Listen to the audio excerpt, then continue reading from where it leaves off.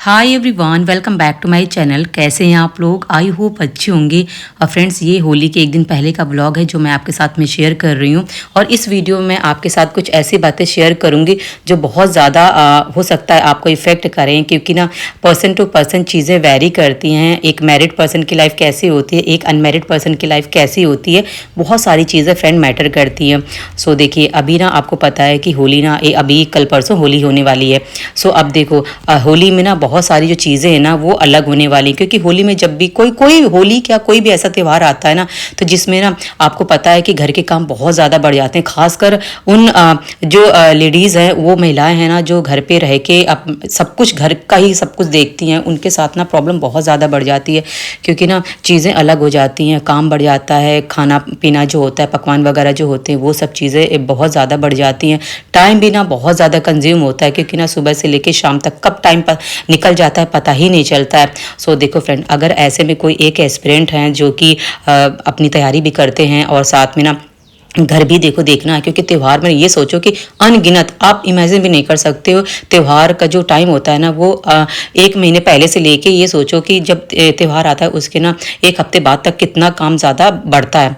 सो ऐसे में ही ना मैं भी एक एस्पिरेंट हूँ जो मुझे अपनी पढ़ाई करनी है। और अभी जो एग्ज़ाम लगा हुआ है ना, यूपी टेट और सुपर टेट, कह सकते हैं कि सुपर टेट एक उम्मीद ही लगा सकते हैं कि शायद सुपर टेट आए।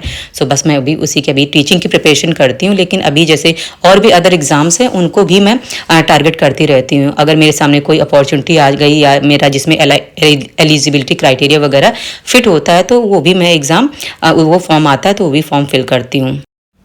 और यहाँ पे घर के काम करने के बाद में मेरे पास मेरा टाइम आज बहुत कम है, लेकिन जितना भी टाइम होगा ना उस टाइम को मैं यूटिलाइज़ करूँगी, क्योंकि कुछ अगर नया नहीं पढ़ूंगी ना तो जो मैंने अभी पढ़ा हुआ है ना उसी का रिवीजन करूँगी।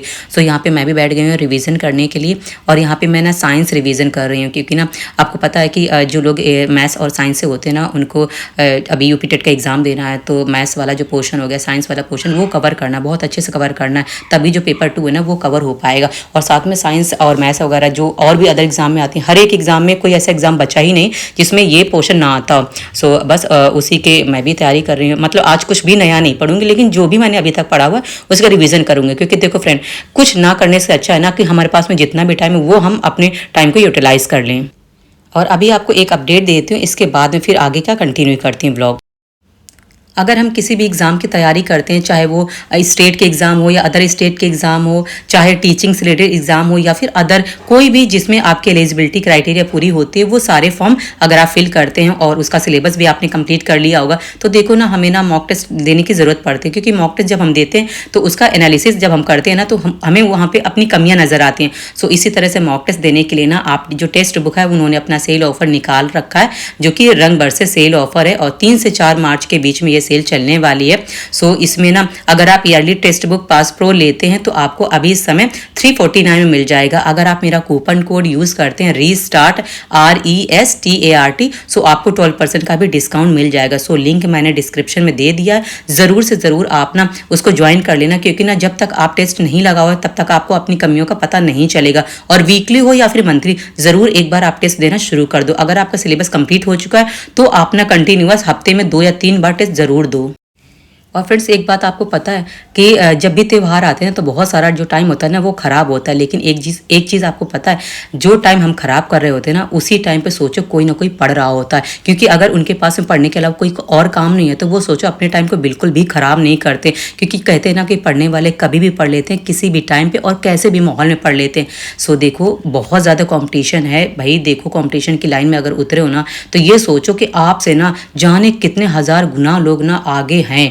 तो इस चीज़ को समझो। अगर त्यौहार है ना तो देखो सबके लिए होता है, लेकिन इन सब त्यौहार के बीच में ना कोई अपनी पढ़ाई कर रहा होता है, चुपके से पढ़ाई कर रहा होता है। और सोचो वो हमसे कितना आगे निकल चुका होता है। क्योंकि ना फ्रेंड, होता है ये कहने वाली बात नहीं है। जैसे मैं आपको बताती, हो सकता है कि मैं यहाँ पे पढ़ रही हूँ और आप में से और कोई अपने घर का काम कर रहा होता है। तो यही चीज़ है कि समय को बर्बाद मत करो। जितना भी टाइम आपके पास में मिलता है ना, जो भी टाइम होता है ना, उस टाइम को ना यूटिलाइज कर लो। क्योंकि ना अगर एक एक घंटा भी अगर आप इन त्यौहार के बीच में निकाल के अपना रिवीजन ही कर रहे हो, नया कुछ भी नहीं पढ़ पा रहे हो, तो रिवीजन ही करो ना, तो वही सबसे बेस्ट है। क्योंकि अगर आपने कुछ पढ़ा है, अगर उसका रिवीजन नहीं किया ना तो भी वो बहुत ज़्यादा फायदेमंद नहीं होगा। क्योंकि रिवीजन करना सबसे बेस्ट सोल्यूशन है अगर अपनी तैयारी को मजबूत करना है। और मैं तो ये कहूँगी ना, जो लोग बैचलर है ना, तो वो सबसे यकीन मानिए, अपने आप को ना ब्लेस्ड मानिए कि आपके पास में इतनी अच्छी अपॉर्चुनिटी आई हुई होती है ना। आपके माँ बाप हैं, आपके पीठ पीछे ना, जो आपका हर काम करते हैं, आपका ना सपोर्ट सिस्टम बने हुए हैं, जो सिर्फ और सिर्फ आपको ना इनकरेज ही करेंगे। लेकिन सोचो उन लोग के पास में ना, जो लोग खुद ही अपने आप को मोटिवेट रखते हैं, खुद घर का काम करते हैं, खुद हर चीज़ मैनेज करते हैं, बहुत सारी प्रॉब्लम्स होते हैं, उनको मोटिवेट करने वाला कोई भी नहीं है। इवन घर के ना जो मेंबर्स होते हैं उनको भी खुश करते हैं। मैं उन पर्सन की बात कर रही हूँ जो लोग मैरिड है। अनमैरिड हैं तो अपने आप को ब्लेस्ड ही मानो, क्योंकि देखो मैं मानती हूँ, हो सकता है बहुत सारे लोग, आप लोग ना काम घर के करते हो, लेकिन ना उन काम में ना आपका प्रेशर नहीं होता है। लेकिन आफ्टर मैरिज ना बहुत ज़्यादा प्रेशर होता है आपके ऊपर में कि ये चीज़ आपको करनी ही करनी है, कैसे भी करके करनी है, एक डर होता है। लेकिन अनमैरिड में ना आपको काम करना होगा बशर्ते, लेकिन आपका कहीं ना कहीं सुकून होगा। तो घर के काम करने में ना सुकून मिलता है, लेकिन अगर उसमें ना प्रेशर लग जाए, प्रेशर जुड़ जाए, कोई आपके सर पे मंडराता रहा है, तो सोचो उसमें ना बहुत सारी चीज़ें ना कॉम्प्लिकेटेड हो जाती हैं। इसीलिए आप लोग को भी इस होली में बिल्कुल भी टाइम ख़राब नहीं करना है, और जो भी टाइम भले आधे घंटे का भी टाइम मिले, लेकिन उसमें भी रिवीजन कर लो। और लास्ट में आपसे यही कहना चाहूँगी, होली अच्छे से मनाइएगा। Happy Holi, bye and take care.